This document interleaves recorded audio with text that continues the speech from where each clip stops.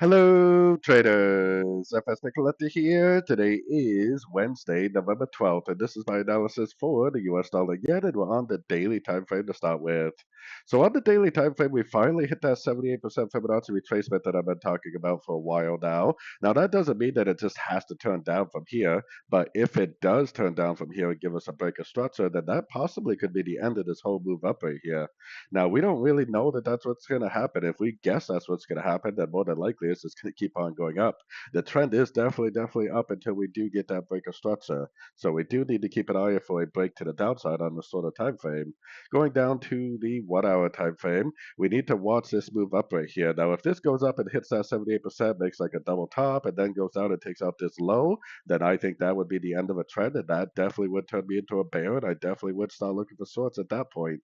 But like I said, just because it's at a fib level doesn't mean that it has to turn. The 78% is definitely a big area of resistance or support. So it does seem like a possible area where we could get a turn. But until the turn actually happens, you're kind of just speculating. It doesn't really have to necessarily do this. I mean, it could do something like this and just keep on trending up. The trend is definitely up. And if we pay attention to the correct time frames, we should be able to tell when the trend is over by seeing a nice break of structure to the downside. So anyways, don't forget to check out my website linked over here in the corner. And as always, thank you for watching and happy trading.